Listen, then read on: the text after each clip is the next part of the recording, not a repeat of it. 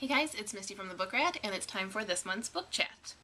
The inspiration for this month's book chat actually comes from Team Epic Reads. If you follow me on Twitter, you'll have seen every Wednesday, or as many Wednesdays as I'm able, a lot of hashtag tea time going on, and it's because Epic Reads from HarperCollins does this thing called Tea Time every week, where they sit and talk and everybody gets together and drinks some tea and chats books. A couple of tea times ago, it somehow segued into talking about who your lit family would be, and I just loved the idea. So I had wanted to do a blog post and it didn't happen, and it took me a while to kind of think of everyone, but there came a point when I was like, this would be a perfect book chat.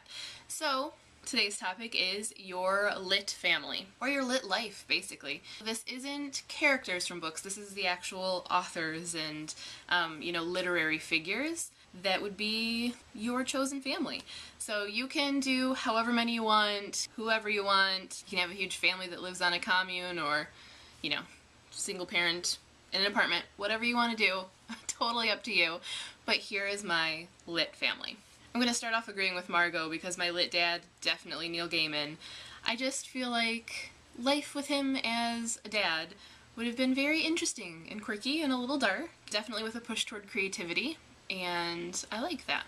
My lit mom, and this is a very interesting pairing, I'd like to know how they met, would be Lucy Maud Montgomery, who wrote Anne of Green Gables. I have a feeling that Lucy Maud was Anne, and so she would get you as a kid, and she would get me as a kid, like that person who just never shut up, just was always talking and always exploring, and again with the creativity and the sort of freedom of expression. I think that they would be really, really interesting parents on their own, and especially together. It would have been an oddball childhood, I'm sure, but those are definitely my lit parents. For my lit grandparents, I'm gonna go with Maurice Sendak. I think that he would be like that mix of playful with children, but also like curmudgeonly and standoffish, so you'd there's a little bit of grandpa-ness in there, like loving and will play with you and tell you scary stories, but then it also is like,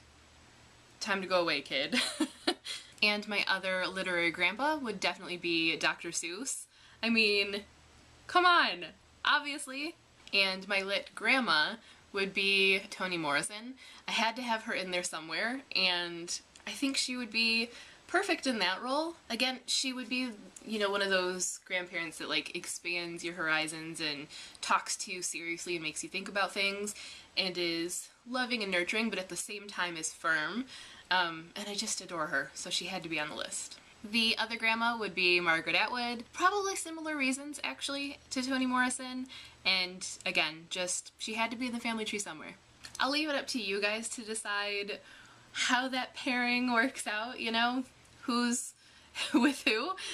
Toni Morrison and Margaret Atwood and Dr. Seuss and Maurice Sendak. You figure out how that came to be.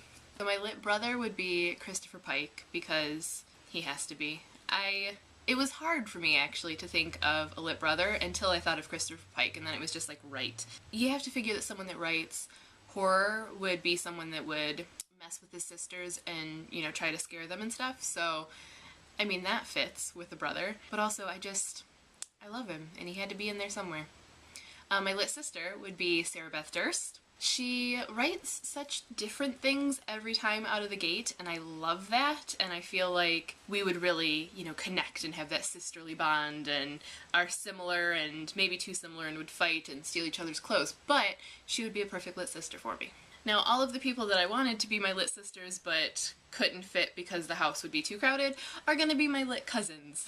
So my lit cousins would be Essie Hinton, who wrote The Outsiders. I think she has to be in there, but she would be like that sort of emo cousin that like sits in a corner at all the family gatherings and kind of shoots her parents dirty looks. And you'd talk to her sometimes and you'd hang out with her sometimes, but you'd drift apart maybe. Things would get a little strained. But you'd love her all the same. Rachel Hawkins would be my super fun cousin, the one that you just don't see often enough, but you love and crack up with every time you do see her. Marissa Meyer would definitely be my lit cousin, and hopefully the lit cousin that lives close so that we could share our fairy tale collections and you know, get together on Sunday nights and watch Once Upon a Time. A.S. King. She would be the one that you don't see nearly enough, but every time you do, you get into those, like, really long, overblown, like, soul-searching discussions. You gotta have one of those that you can just, like, spill your guts to. Another cousin would be Bruce Coville. Sort of similar to the brother thing. I think that he'd, you know, give the female cousins a hard time and always be getting into trouble and making up stories and just be a good fun cousin. My lit aunt and uncle, or aunt if you say aunt. I have a couple of those, actually. The first one would be Tamara Pierce. I almost put her as my lit mom, but I don't think that she'd be my lit mom. I think Lucy definitely has to be.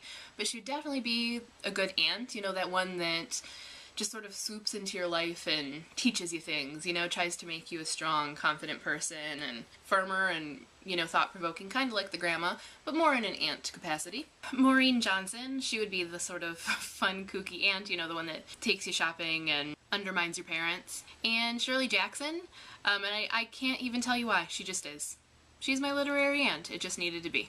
My uncle would be the same one that I mentioned during the tea time chat, which would be Shel Silverstein. I mean, is there a more perfect lit uncle than Shel Silverstein? That just sounds right. It feels right.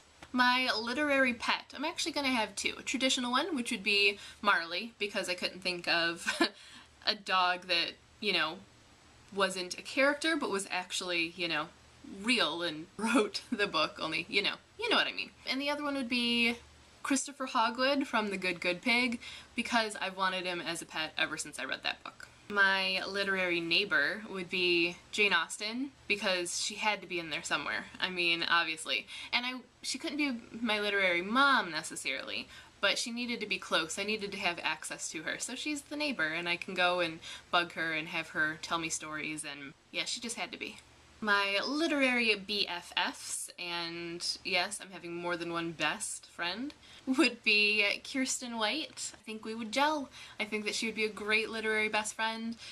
She's very funny, and she seems very bubbly, not only from her writing, but from her vlogs, and it just needs to be. Same for Kendar Blake, but for different reasons. She would be the smartass of the group. Well, we might compete for smartass of the group, but because of that, we would definitely gel. We would get along. And every time that I've ever talked to her or interviewed her or anything, my girl crush on her has bloomed anew, so she's gotta be. She would be a literary best friend, absolutely.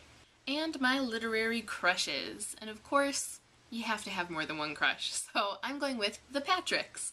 First would be Patrick Rothfuss, because Patrick Rothfuss, oh my god, if nothing else, him being my literary crush would mean maybe I could worm my way into his good graces and get book 3 already. And the other Patrick would be Patrick Ness.